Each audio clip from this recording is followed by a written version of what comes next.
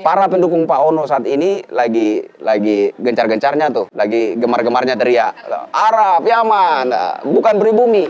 Politik identitas bukan politik identitas. Buzzer kayak kalau bilang buzzer RP, nasi bungkus segala macam, nggak masalah buat saya. Nggak ada ngaruhnya lah. Nggak ada ngaruhnya sama sekali buat saya. Apalagi dibilang buzzer IMB, wow, itu mulia sekali buat saya. Iya, daripada jadi buzzer bokep. Pak Anies Baswedan, Bapak Politik Identitas, Pak Anies Baswedan merealisasikan puluhan izin rumah ibadah non-muslim, akhirnya ketemu. Inilah bagian yang hilang yang saya maksudkan. Bahwa Pak Anies Baswedan hanya tercebur dalam fenomena sentimen SAR. Loh, tapi kan yang melakukan itu kan pendukung Anies. Ya betul. Seorang pemain bola pasti menyukai bintang bola. Jadi ya bisa juga sih, relawan yang suka bokep akan mendukung yang suka bokep. Bisa juga.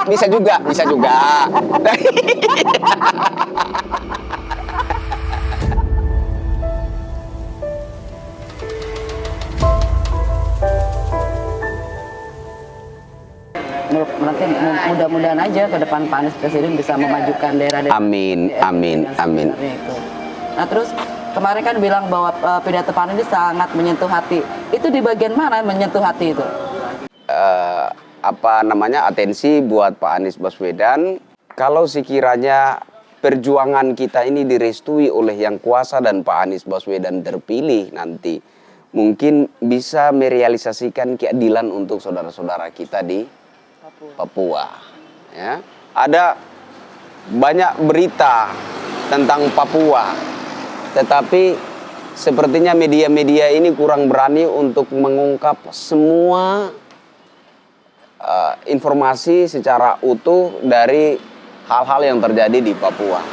Nah, ini semoga ke depan bisa jadi perhatian pemerintah. Sekiranya kalau Pak Anies Baswedan nanti jadi Presiden Republik Indonesia, ini bisa menjadi perhatian khusus untuk diselesaikan. Tapi kayaknya optimis banget deh Pak Anies bisa menyelesaikan berbagai PR di bangsa ini deh. Saya optimis sekali. Tadi kan saya sudah bilang, Kak, kalau hal yang paling sulit dilakukan oleh seorang pelaksana negara saja bisa dilakukan oleh Pak Anies Baswedan dengan semudah itu. Orang menganggap IMB rumah ibadah non muslim ini hal yang terlalu kecil. Padahal maknanya ini salah. Salah sekali. Hari ini untuk mewujudkan satu saja IMB rumah ibadah non muslim susah. Ini realita yang harus kita akui bersama-sama. Susah. Satu saja susah. Tapi Pak Anies Baswedan mampu mewujudkan puluhan. Ini loh. Kemarin ada Bang Haji siapa ya, saya lupa namanya, ajak saya, kita ngobrol-ngobrol, dan dia cerita ada satu daerah yang saya lupa daerah mana tuh. Ada satu tempat mana itu namanya, yang rumah ibadahnya sudah 40 tahun tidak mendapat izin. Bukan rumah ibadahnya, maksudnya komunitas agama Kristen, komunitas masyarakat Kristen di tempat itu sudah 40 tahun tetapi tidak ada keluasan untuk membangun rumah ibadahnya. Memanggil perwakilan penerima BOT atau izin prinsip dari GPIB Pelita yang sudah 40 tahun berjuang dan akhirnya mendapatkan izin. Kami mengundang Ibu Pendeta Sarah Emi Hekesa Kahitu. Kami silakan. Setelah 40 tahun menunggu sejak Gereja Protestan di Indonesia bagian Barat, GPIB Jemaat Pelita dilembagakan pada 24 Oktober tahun 1981, dan setelah beberapa kali Ketua Majelis Jemaat berganti serta PHMJ dan Panitia Pembangunan, kami puji Tuhan barulah di bawah kepemimpinan Bapak Gubernur DKI Jakarta, Bapak Anies Baswedan, GPIB Jemaat Pelita Jakarta mendapatkan BOTI, izin prinsip, dan IMB. Terima kasih Pak. Pak Anies mendatangi tempat itu 2 kali. Pertama kali Pak Anies datang ke tempat itu, terus Pak Anies hanya sampaikan nanti saya akan balik ke sini lagi. Jadi dia nggak menyampaikan apa-apa. Iya. Pertama datang ke situ nggak menyampaikan apa-apa, dia hanya tinggalkan pesan, nanti saya balik ke sini lagi. Nah, datang yang kedua kalinya, masyarakat sudah berkumpul, karena pertama dia sudah pesan, nanti waktu seperti ini saya datang, begitu. Datang yang kedua kalinya, setelah masyarakat itu sudah terkumpul, dan dia bertanya kepada umat muslim. Bayangkan ketika kalian mau membangun masjid, dan ada saudara-saudara kita non-muslim keberatan menolak pembangunan masjid itu, gimana perasaan kalian? Iya. Ketika itu saudara-saudara umat muslim di tempat itu menjawab, oh pasti kami sakit hati. Itu juga yang dirasakan oleh saudara-saudaramu non-muslim di sini. Itu jawaban Pak Anies, balasan Pak Anies, dan terjadi begitu saja.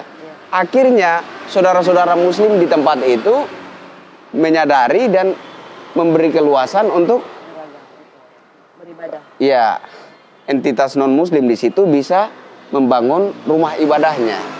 Itu satu hal yang luar biasa menurut saya. Jadi ada satu komunikasi, gaya pendekatan yang begitu humanis, yang bisa membuka cakrawala berpikir masyarakat agar bisa berpikir lebih secara kekeluargaan, secara sebagai sesama manusia yang harus saling peduli dan saling bertanggung jawab. Saya pikir ini satu cara pendekatan Pak Anies Baswedan kepada masyarakat yang sangat luar biasa, yang bisa menyatukan perbedaan yang ada di masyarakat. Tapi kalau dari itu kan kita dengar nih isu-isu bahwa Pak Anies intoleran, radikal, dan lain Ini sebagainya. menarik sekali. Ini menarik sekali. Jadi saya secara pribadi juga ada di dalam hal itu. Dulu nih. Ya, saya secara pribadi juga ada dalam hal itu. Tadi saya baru menanggapi tulisan dari seseorang yang dia di Facebook ya Kak, dia screenshot beberapa status saya, kemudian dia bikin tulisan yang dialamatkan kepada saya yang kira-kira seperti itu. Dimaksudkan intoleran dan lain sebagainya. Negara ini nanti dijadikan ini dan itu, sistem negara ini mau di ini dan lain. Oke, saya jawab. Saya mungkin yang paling keras. Mungkin yang paling keras menyerang Pak Anies dengan isu Bapak politik identitas, politikus rasis. Saya yang paling keras.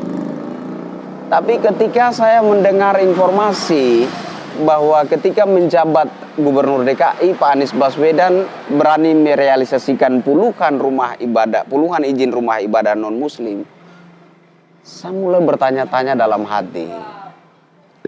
Ada rasa malu menghampiri sanubari saya.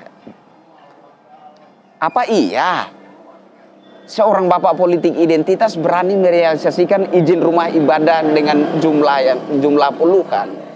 Ini tidak masuk akal. Artinya ada bagian yang hilang di antara dua informasi yang bertolak belakang ini.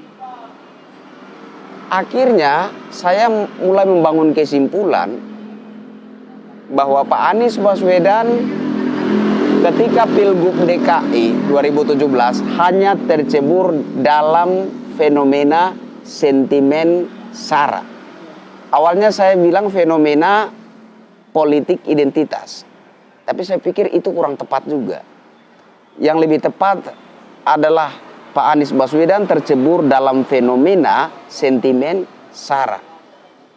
Tetapi kita juga harus afdol, harus fair bahwa fenomena sentimen SARA yang terjadi kala itu tentu saja ada dasarnya. Ya, betul. Ada dasarnya. Tidak mungkin suatu fenomena yang besar itu terjadi secara tiba-tiba tanpa ada sebabnya. Pasti ada sebabnya, pasti ada dasarnya. Jadi akhirnya saya menemukan inilah bagian yang hilang daripada dua informasi yang bertolak belakang ini. Pak Anies Baswedan, bapak politik identitas, Pak Anies Baswedan merealisasikan puluhan izin rumah ibadah non-muslim, akhirnya ketemu. Inilah bagian yang hilang yang saya maksudkan. Bahwa Pak Anies Baswedan hanya tercebur dalam fenomena sentimen SARA. Loh tapi kan yang melakukan itu kan pendukung Anies. Ya betul. Yang melakukan itu pendukung Anies. Tapi kita juga harus jujur, pendukung Anies bukan pribadi Anies. Iya. Sama seperti saat ini para pendukung Pak Ono, saya nggak mau sebut namanya Pak Ono, ya. Iya, iya. Para pendukung Pak Ono saat ini lagi gencar-gencarnya tuh, lagi gemar-gemarnya teriak Arab, Yaman, bukan pribumi, politik identitas bukan Iya. politik identitas. Yang melakukan siapa? Pendukung Pak Ono. Pendukung Pak Ono, apakah pribadi Pak Ono? Bukan. Pendukung bukan pribadinya. Yang melakukan politik identitas adalah para pendukung Pak Ono, bukan pribadi Pak Ono. Kita harus fair. Menurut saya seperti itu. Jadi memang orang-orang yang ketika itu terlibat dalam sentimen SARA yang kebetulan bertepatan dengan Pilgub DKI 2017 adalah pendukung Pak Anies Baswedan, tapi pendukung Pak Anies Baswedan bukan pribadi Pak Anies Baswedan. Kira-kira begitu. Terlepas dari itu, kalau yang pendukung sekarang ini Dek, yang sekarang lagi ramai dibicarakan juga, dibincangkan juga tadi seperti Adek, mendingan lebih baik jadi buzzer IMB daripada buzzer bokap. Nah itu seperti apa tuh Dek? Iya, saya kalau dibilang buzzer, nyinyiran-nyinyiran seperti itu menurut saya udah biasa gitu. Sarapan pagi, makan siang, makan malam. Iya. Kemarin ada yang bisik sama saya di luar gedung Istora. Bang, jangan kendor ya, jangan mundur gara-gara nyinyiran. Belum ada cerita Kristianto Yunoni lari dari nyinyiran. Belum pernah ada. Saya kalau sudah membuat keputusan totalitas. Saya nggak main-main. Jadi mau dibilang buzzer kayak, kalau dibilang buzzer RP, nasi bungkus segala macam, nggak masalah buat saya. Nggak ada ngaruhnya lah. Nggak ada ngaruhnya sama sekali buat saya. Apalagi dibilang buzzer IMB, wow, itu mulia sekali buat saya. Iya, daripada jadi buzzer bokep. Karena mohon maaf itu kan keluar dari mulut beliau sendiri, dan sampai saat ini belum ada permintaan maaf dan belum ada ini ya Dek, konfirmasi dari beliau. Itu kira-kira menanggapi itu bagaimana Dek? Begini ya, ada orang yang komen di Twitter saya, kamu juga menonton bokep katanya, jangan munafik. Iya. Hari ini kita tidak bicara tentang masyarakat, kita bicara tentang capres. Iya. Kita tidak bicara tentang masyarakat. Kalau masyarakat kita boleh tanya satu persatu, pernah nggak nonton yang beginian? Pernah nggak nonton yang beginian? Orang yang pernah mungkin tidak ngaku, orang ada yang ngaku, ada yang tidak ngaku. Tapi hari ini kita nggak bicara masyarakat, Iya, kita bicara tentang capres, seorang calon pemimpin bangsa. Iya. Nah, nggak bisa kemudian, oh ada seorang masyarakat juga pernah melakukan hal yang sama. Tidak bisa disamakan dengan seorang capres. Apakah saya boleh menyamakan kasta seorang capres dengan masyarakat? Nggak bisa. Dengan rakyat jelata lah. Dengan rakyat jelata nggak bisa. Iya. Tapi kalau saya harus mengakui, oh itu hal biasa masyarakat nonton. Artinya saya merendahkan kastanya Pak Ono sama dengan rakyat jelata. Kan begitu. Iya betul. Dan itu sangat tidak pantas. Sangat tidak pantas, sangat tidak pantas dan tidak lazim. Menurut saya begini, logika juga sih, logis juga sih. Oh saya suka, oh saya orang dewasa, saya punya istri. Apa salahnya saya suka bokep?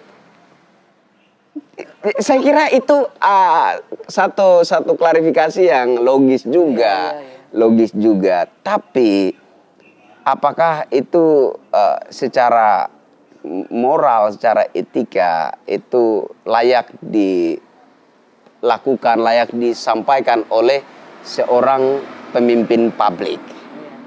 Nah kita bicara kan harusnya seperti itu. apalagi capres ya deh ya. Apalagi sekarang sudah jadi capres. Apakah seorang pemimpin publik dan saat ini menjadi seorang capres layak melakukan hal itu dan kemudian menyebar di ruang publik? Saya kira ada yang aneh. Ya, tapi terserah dia sendiri dan para pendukungnya menganggap itu hal yang mulia, ya wajar gitu. Wajar. Kalau mereka menganggap hal itu adalah hal yang mulia, wes nggak apa-apa. Saya kira sesuai. Kalau itu mungkin tingkatan watak mereka di situ gitu. Tapi kan bukankah ada gini deh, kan kakak juga pernah bicara waktu bahwa tindak tanduk pendukungnya itu adalah cerminan dari yang didukung, mungkin seperti itu. Nah kalau misalnya sekarang seorang capres seperti itu nanti yang juga gitu, bisa membayangkan tidak kira-kira tuh? Iya bisa juga seperti orang yang suka seorang pemain bola pasti menyukai bintang bola. Ya. Jadi ya bisa juga sih relawan yang suka bokep akan mendukung yang suka bokep. Bisa juga. Bisa juga.